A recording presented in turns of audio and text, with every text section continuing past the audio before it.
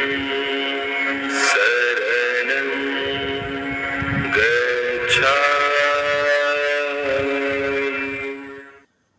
सम्मानित साथियों, नमो बुद्धाय, जय भीम। आज के अंबेडकर संदेश में आपका हार्दिक स्वागत है। आज का अंबेडकर संदेश इसलिए भी खास होने वाला है क्योंकि आज पहला अंबेडकर संदेश है बाबा डॉक्टर अंबेडकर संपूर्ण वाङ्मय खंड 14 से। अछूत कौन थे और बेअछूत कैसे बने, इस विषय में आपका अगर इंटरेस्ट है तो आज बहुत ही महत्वपूर्ण अंबेडकर संदेश हम लेकर उपस्थित हुए हैं। बाबा डॉक्टर अंबेडकर कहते हैं कि सभी मनुष्य एक ही मिट्टी के बने हुए हैं और उन्हें यह अधिकार भी है कि वे अपने साथ अच्छे व्यवहार की मांग करें। सामान्य साथियों, हम आपको बता दें, आज बाबा डॉक्टर अंबेडकर संपूर्ण वाङ्मय खंड 14 शुरू हो रहा है आपके ही सुझाव पर। आपसे ही सुझाव कल के अंबेडकर संदेश में हमने आमंत्रित किए थे, जब खंड 16 का आखिरी अंबेडकर संदेश हम प्रस्तुत कर रहे थे। उसके स्टार्टिंग में ही हमने आप सभी से सुझाव आमंत्रित किए थे। उसी क्रम में आदरणीय मंजू भारती जी जिला गाजीपुर से और आदरणीय संतोष भारती जी ने भी महत्वपूर्ण सुझाव दिया और उन्होंने कहा कि अछूत कौन थे और बेअछूत कैसे बने। खंड 14 अगर शुरू किया जाए अंबेडकर संदेश के रूप में तो निश्चित ही समाज का मार्गदर्शन होगा। हमने उनके इस सुझाव को स्वीकार करते हुए आज पहला अंबेडकर संदेश खंड 14 से प्रस्तुत कर रहे हैं। सम्मानित साथियों, अब बिना विलंब के हम शुरू करेंगे आज का अंबेडकर संदेश Buddha Bodhisattva Ambedkar international centre BBAIC Sarnath Varanasi राज्य उत्तर प्रदेश देश भारत के सौजन्य से। इससे पहले कि अछूत कौन थे, अछूत कैसे बने, बाबा साहब ने इस संबंध में क्या कुछ लिखा है, कितने अध्याय लिखे, उन अध्यायों में क्या कुछ लिखा है, प्रस्तुत करें। हमारा आपसे अनुरोध है कि आप प्रस्तावना को समझें। इस किताब की प्रस्तावना को समझने से जिस तरह से भारतीय संविधान को आपको समझना हो तो भारतीय संविधान की सबसे पहले प्रस्तावना आपको जाननी चाहिए। भारतीय संविधान की प्रस्तावना पढ़ते ही आप समझ जाते हैं कि इस भारतीय संविधान के अंदर क्या कुछ वर्णित होगा। उसी तरह से इस किताब की भी प्रस्तावना है जो बाबा साहब ने स्वयं लिखी है। बाबा साहब ने स्वयं लिखी, हम आपके समक्ष रख रहे हैं। 1 जनवरी 1948 को इसकी प्रस्तावना यहाँ पर बाबा साहब ने लिखी है और उसी प्रस्तावना को हूबहू आपके समक्ष हम प्रस्तुत करेंगे, जिससे आप अंदाजा लगा पाएंगे कि अछूत कौन थे और अछूत कैसे बने, वे अछूत कैसे बने। इस संबंध में क्या कुछ पढ़ने को मिलेगा, क्या कुछ जानने को मिलेगा इस किताब के अंदर, खंड 14 के अंदर। आइए प्रस्तावना के माध्यम से समझ लेते हैं हूबहू बाबा साहब के शब्दों में। बाबा साहब लिखते हैं कि ये पुस्तक मेरी पुस्तक द शूद्र who they were and how they came to be the fourth word of Indo-Aryan society, जिसका प्रकाशन 1946 में किया गया था। अंतः परिणाम है, यानी कि ये किताब उसका अंतः परिणाम है। शूद्रों के अतिरिक्त हिंदू सभ्यता ने 3 और वर्णों को जन्म दिया। इसके अतिरिक्त किसी और वर्ग के अस्तित्व की ओर वांछित ध्यान नहीं दिया गया। ये वर्ग है, नंबर 1 जरायम पेशेवर कबीले जिनकी जनसंख्या लगभग 2 करोड़ है। नंबर 2 आदिम जातियां जिनकी जनसंख्या लगभग 1.5 करोड़ है। नंबर 3 अछूत जिनकी संख्या लगभग 5 करोड़ है। इन वर्गों का अस्तित्व एक कलंक है। इन सामाजिक सृष्टियों के संदर्भ में यदि हिंदू समाज को मापा जाए तो इसे कोई सभ्य समाज नहीं कह सकता। मानवता का उत्पीड़न और दमन करने के लिए इसका यह एक पैशाचिक धूर्तता है। नाम उसका तो कलंक होना चाहिए।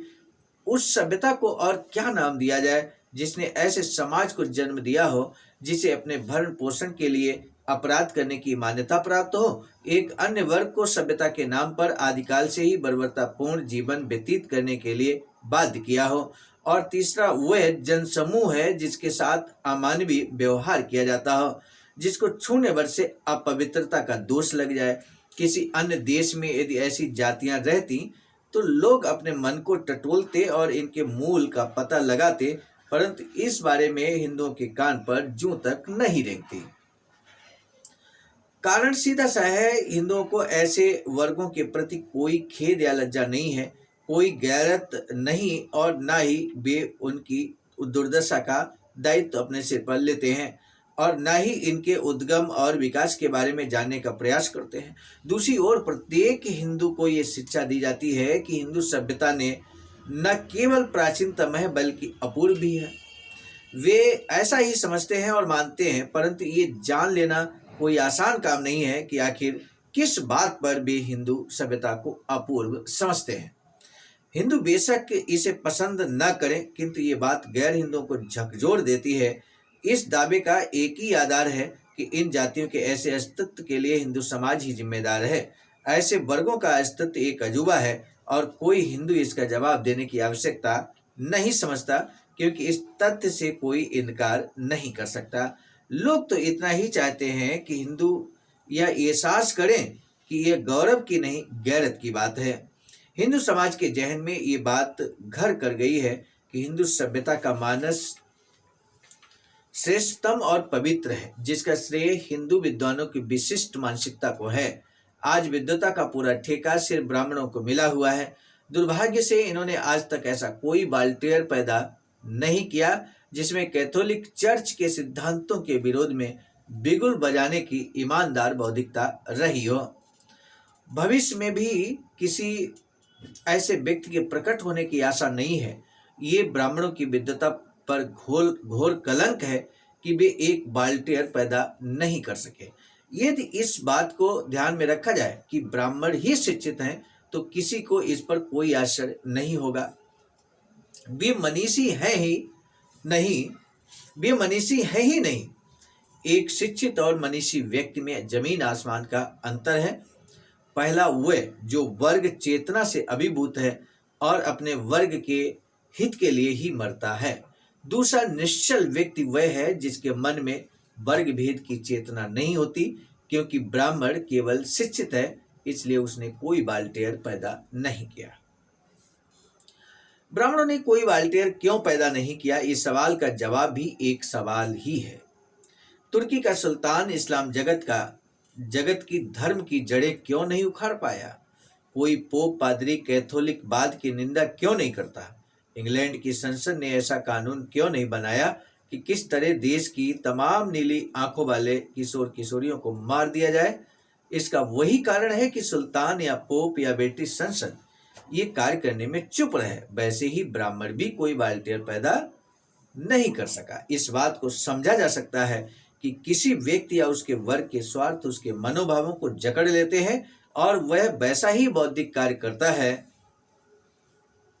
ब्राह्मणों के हाथ में जो सत्ता है और उनकी जो हैसियत है, वह हिंदू सभ्यता की देन है, जिसमें उसे सर्वोच्च स्थान अर्पित कर रखे हैं और छोटी जातियों को नाना प्रकार की पाबंदियों से जकड़ रखा है, ताकि निम्न वर्ग विद्रोह कर ब्राह्मणों की चुनौती नहीं दे सके। ये ध्रुव सत्य है कि प्रत्येक ब्राह्मणवाद का मुकुट धारण किए ही रहेगा, चाहे वह रूढ़िवादी हो या नहीं, वह पुरोहित हो या गृहस्थ, विद्वान हो अथवा बुद्धिहीन। ब्राह्मण वॉलटेयर कैसे बन सकता है? ब्राह्मणों में से कोई वॉलटेयर पैदा हो गया तो वह उस सभ्यता के लिए प्रत्यक्ष खतरा बन जाएगा, जिसकी रचना ब्राह्मण की श्रेष्ठता बनाए रखने के लिए की गई है। सत्यता यह है कि ब्राह्मण की बौद्धिकता इसी दायरे में सीमित है और उसे यह चिंता बनी रहती है कि उसका स्वार्थ सिद्ध होता रहे। उसकी अंतर्निहित दुर्बलताएं हैं, इसलिए उसकी प्रतिमा उस सीमा तक नहीं उभरती जिस सीमा तक उसकी ईमानदारी और दयानतकारी का तकाजा है। उसके सिर पर यही भय सवार रहता है कि उसके वर्ग और वैयक्तिक स्वार्थों को हानि न पहुंचने पाए। पर गुस्सा तो इस बात पर आता है कि ब्राह्मण साहित्य की पोल खोलने के प्रयासों को ब्राह्मण लेखक सहन नहीं कर पाते। वह स्वयं भी रूढ़िभंजक की भूमिका निभाने को तैयार नहीं है, चाहे वह कितना ही अनिवार्य क्यों ना हो। यानी किसी गैर ब्राह्मण में ये क्षमता है तो ब्राह्मण उसके आड़े आ जाएंगे और या तो उनके वोट सिल जाएंगे या फिर बड़े अजीबोगरीब ढंग से उसको सीधे सीधे खारिज कर देंगे या फिर उसे व्यर्थ घोषित कर देंगे। ब्राह्मण साहित्य की कलई खोलने के लिए लिखने पर मैं इन नीच हरकतों का शिकार हो चुका हूँ। ब्राह्मण विद्वानों के इस रवैये के बावजूद मुझे अपना काम पूरा करना है, क्योंकि इन वर्गों की उत्पत्ति के विषय में अनुसंधान अभी हुआ ही नहीं है। इस पुस्तक में एक सबसे अभागे वर्ग अछूतों की दशा पर प्रकाश डाला गया है। अछूतों की संख्या तीनों में से सर्वाधिक है, उनका अस्तित्व भी सर्वाधिक अस्वाभाविक है। फिर भी उनकी उत्पत्ति के विषय में कोई जानकारी इकट्ठा नहीं की गई। ये बात पूरी तरह समझी जा सकती है कि हिंदुओं ने ये कष्ट क्यों नहीं उठाया। पुराने रूढ़िवादी हिंदू तो इसकी कल्पना भी नहीं करते कि छुआछूत बरतने में कोई दोष भी है। वे इसे सामान्य और स्वाभाविक कहते हैं और ना ही इसका उन्हें कोई पछतावा है और ना ही उनके पास इसका कोई स्पष्टीकरण है। नए जमाने का हिंदू गलती का एहसास करता है, परंतु वह सार्वजनिक रूप से इस पर चर्चा करने से कतराता है कि कहीं विदेशियों के सामने हिंदू सभ्यता की पोल न खुल जाए कि यह ऐसी निंदनीय तथा विषैली सामाजिक व्यवस्था है अथवा जो छुआछूत जैसी नरसंस्था की जननी है। परंतु आश्चर्य तो इस बात का है कि अस्पृश्यता का मुद्दा आज तक यूरोप के समाजशास्त्रियों की नजर में ही नहीं आया। क्यों, ये समझना तो मुश्किल है, फिर भी ये वास्तविकता तो है ही। यह पुस्तक एक ऐसे विषय पर है जिसकी प्रत्येक व्यक्ति ने उपेक्षा की है। मार्गदर्शक प्रयास समझी जा सकती है। मैं कहना चाहता हूं कि यह पुस्तक मुख्य प्रश्न के सभी पहलुओं पर प्रकाश नहीं डालती, बल्कि अस्पृश्यता की उत्पत्ति पर भी, उन सब प्रश्नों पर भी विचार करती है जो इससे संबंधित हैं। कुछ प्रश्न तो ऐसे हैं कि उनके विषय में बहुत कम लोग जानते हैं और जिन्हें इसके बारे में कुछ पता है भी तो उसका उत्तर ढूंढने में सफल न होकर हतप्रभ होकर बैठ जाते हैं। केवल कुछ का उल्लेख करके यह पुस्तक उनका समाधान प्रस्तुत करेगी, जैसे अछूत गांव के सिरे पर क्यों रहते हैं, यानी कि अछूत गांव से मतलब जो मेन गांव है उससे बाहर बस्ती बनाकर क्यों रहते हैं, अछूतों की बस्ती बाहर क्यों होती है, गांव से बाहर क्यों होती है, अलग क्यों होती है, गाय का मांस खाने से कोई अछूत कैसे बन गया, क्या हिंदुओं ने कभी गोमांस खाया, गैर ब्राह्मणों ने गोमांस भक्षण क्यों त्याग दिया, ब्राह्मण शाकाहारी क्यों बने। इस पुस्तक में इनमें से प्रत्येक का उत्तर सुझाया गया है। हो सकता है इस पुस्तक में उन प्रश्नों के उत्तर पढ़कर सबके मुंह लटक जाएं, फिर भी ये पता चलेगा कि यह पुस्तक पुरानी बातों पर नई दृष्टि से विचार करने का प्रयास अवश्य है। इस पुस्तक में क्या कुछ आपको मिलने वाला है, ये बाबा साहब ने यहाँ पर लिखा है और वो हमने आपके समझ प्रस्तुत किया है। अभी आगे बाबा साहब लिखते हैं कि इस पुस्तक में अस्पृश्यता के जिस सिद्धांत को प्रतिपादित किया है वह एक सर्वथा नया सिद्धांत है। इसमें निम्नांकित बातें मिलेंगी। नंबर 1, हिंदुओं और अछूतों के बीच नस्ल का कोई अंतर नहीं है। दूसरी महत्वपूर्ण बात, आरंभ में हिंदुओं और अछूतों के बीच अंतर छुआछूत होने से पहले एक कबीले के सदस्यों और दूसरे कबीले के छितरे हुए कबीले के सदस्यों के बीच अंतर था। अंततः एक बहिष्कृत कबीले के छितरे हुए लोग अछूत कहलाए। इस बारे में भी हम लोग जानेंगे। जैसे नस्ल छुआछूत का आधार नहीं है, वैसे ही व्यवसाय भी अस्पृश्यता का आधार नहीं है। चौथा बिंदु, अस्पृश्यता की उत्पत्ति के दो मूल कारण है। अस्पृश्यता उत्पत्ति के दो मूल कारण है जिस पर विस्तार से बात होगी। पहला है ब्राह्मणों द्वारा बहिष्कृत लोगों और बौद्धों के प्रति तिरस्कार भाव रखना तथा घृणा करना। दूसरा है बहिष्कृत लोगों द्वारा गोमांस भक्षण जारी रखना जबकि दूसरों ने उसे त्याग दिया था। पांचवा बिंदु, अस्पृश्यता का उद्गम तलाश करने के लिए अछूतों और अशुचियों, अशुच का मतलब यहां दूषित माना गया है, के बीच अंतर करने में सावधानी बरतनी चाहिए। सभी हिंदू लेखकों ने अछूतों को अशुचि बताया है। यही एक गलती है। अस्पृश्य और अशुचि एक दूसरे से भिन्न है। ये नया सिद्धांत है जो बाबा साहब यहाँ रख रहे हैं, जो हम लोग जानेंगे विस्तार से इसी किताब में। छठा बिंदु है अशुचियों का अस्तित्व धर्म सूत्रों के समय से आरंभ होता है जबकि छुआछूत बहुत बाद में यानी कि 400 ईस्वी से अस्तित्व में आई। ये निष्कर्ष इतिहास की खोज का परिणाम है। एक इतिहासकार के सामने क्या लक्ष्य होना चाहिए उसकी गेटे ने परिभाषा दी है। गेटे वे कहते हैं कि इतिहासकार का कर्तव्य है कि वह सच्चाई को झूठ से, निश्चय को अनिश्चय से, असंदिग्ध को संदिग्ध से अलग करने के लिए निर्चीर विवेक से काम ले। प्रत्येक खोजकर्ता को सब बातों पर विचार करने से पूर्व एक न्यायकर्ता की भावना अपनानी चाहिए। उसे उन्हीं बातों पर विचार करना है जिसके साक्ष्य संपूर्ण हो, प्रमाण स्पष्ट हो तभी वह अपना निष्कर्ष निकालता है और अपनी राय देता है, भले ही उसका मत उसके पूर्वगामी व्यक्ति से मेल ना खाए। जहां तक प्रासंगिक और आवश्यक तथ्यों का संबंध है, गेटे के उपदेश पर आचरण करने में कठिनाई नहीं हो सकती। उनका उपदेश बहुत मूल्यवान है और आवश्यक है, लेकिन गेटे ने यह नहीं बताया कि उस समय इतिहास काल क्या करे। गेटे ने यह नहीं बताया कि उस समय इतिहासकार क्या करें जब कुछ कड़ियां टूटी हुई हों, जब महत्वपूर्ण घटनाओं से संबंधित प्रमाण उपलब्ध ही ना हो। मुझे यह इसलिए कहना पड़ रहा है कि अछूतों की उत्पत्ति की खोज करने और तत्संबंधी समस्याओं के बारे में मुझे कुछ सूत्र नहीं मिले हैं। यह सत्य है कि ऐसा मैं ही अकेला व्यक्ति नहीं हूं जिसे इस समस्या से जूझना पड़ा है।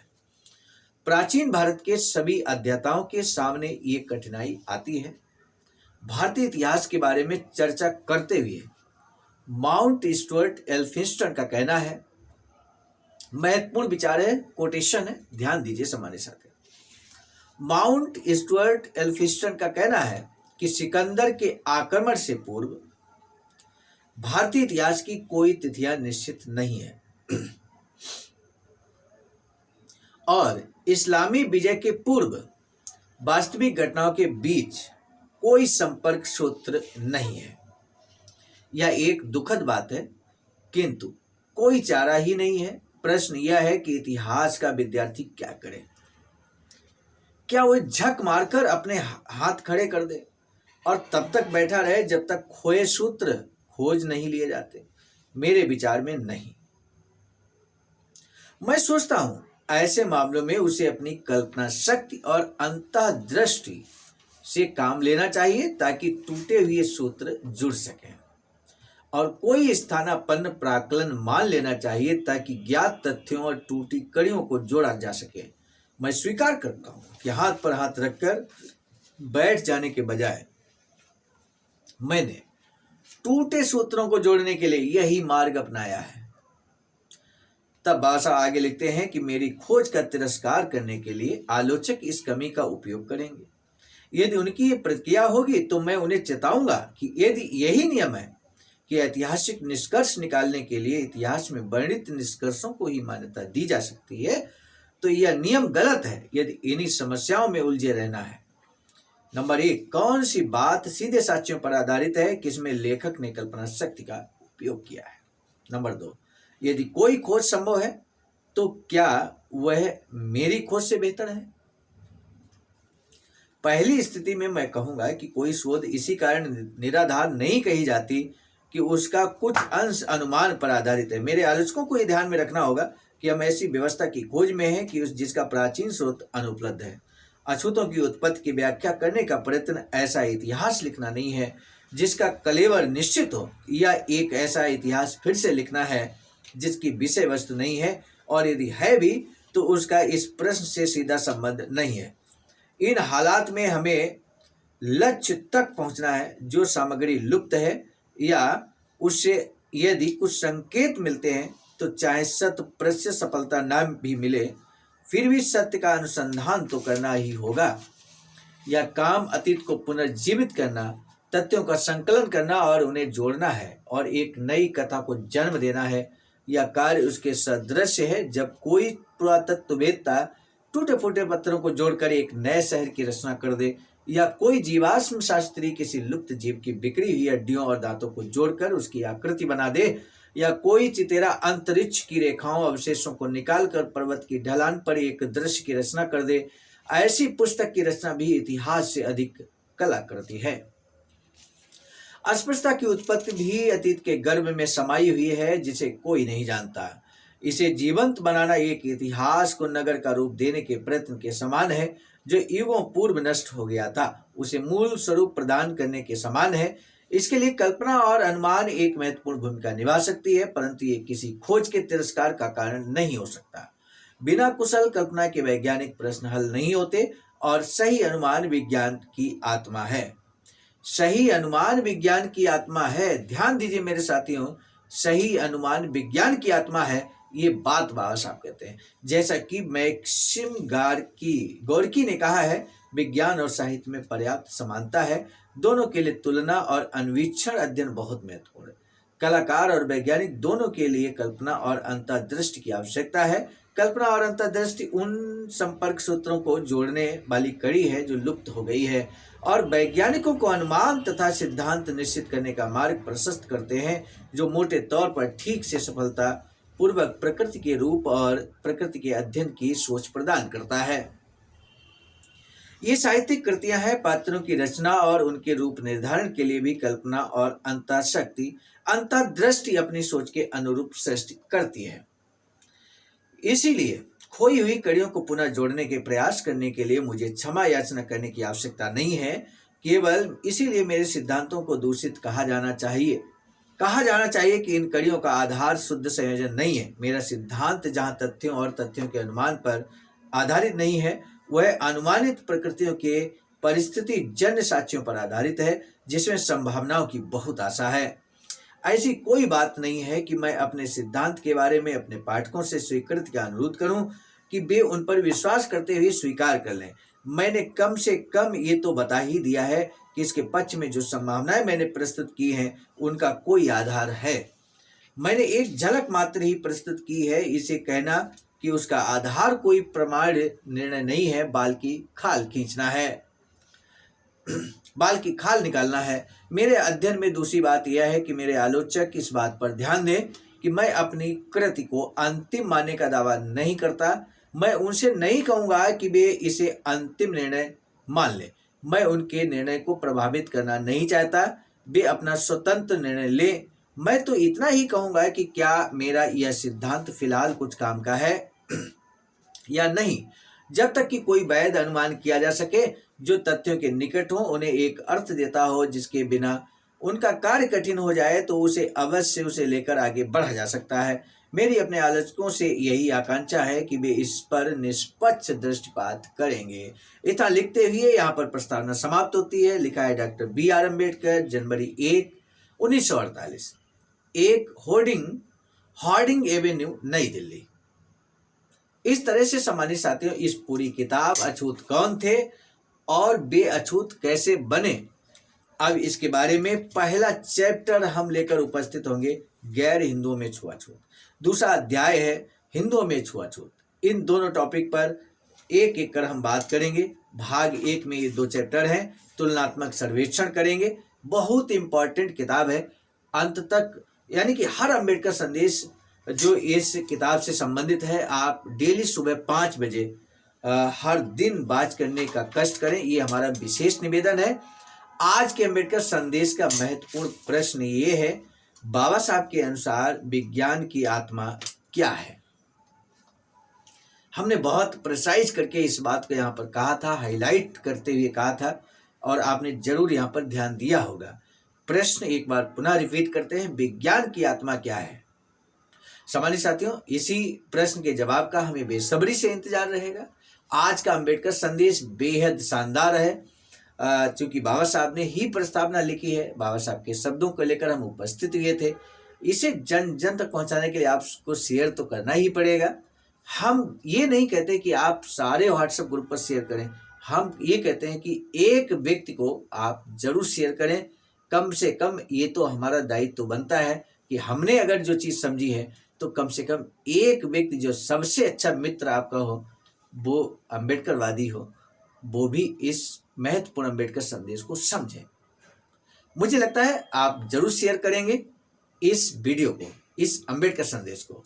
इसी अनुरोध और निवेदन, इसी आशा के साथ आप दीजिए इजाजत। मिलेंगे नए डॉक्टर अम्बेडकर संदेश में। आप सभी को सादर नमो बुद्धाय, जय भीम। सम्मानित साथियों, हम एक महत्वपूर्ण बात बताना उचित समझते हैं। बाबा साहब की अधूरी इच्छा के अनुरूप एक वैचारिक सेंटर निर्माणाधीन है सारनाथ वाराणसी में, जहां पर 14,000 स्क्वायर फीट जमीन परचेज कर ली गई है, ring road, green city, Faridpur, Sarnath में। वैचारिक सेंटर के प्रशासनिक ब्लॉक का निर्माण कार्य कंप्लीट हो चुका है। शानदार बेहतरीन प्रशासनिक ब्लॉक का निर्माण पूर्ण हो चुका है। आगे अब मुख्य भवन को बनाने की बारी हम सबकी है, और इस हेतु आप दिए गए अकाउंट नंबर पर अपना अमूल्य योगदान कर सकते हैं। आज का अम्बेडकर संदेश हम लेकर उपस्थित हुए थे मिशन नायक मित्र मुसाफिर सर राष्ट्रीय अध्यक्ष आवाज का नई दिल्ली की प्रेरणा में और साथ ही साथ संकलन कथाक्रम में परम आदरणीय विजय कुमार बौद्ध जी, प्रांतीय कोषाध्यक्ष आवाज का बिहार। प्रस्तुत कर्ताक्रम में मैं स्वयं सर्वजीत आर्य, राष्ट्रीय मीडिया प्रभारी, IIT सेल आवाज का नई दिल्ली। मिलेंगे नए डॉक्टर अम्बेडकर संदेश में, तब तक दीजिए इजाजत। आप सभी को सादर नमो बुद्धाय जय।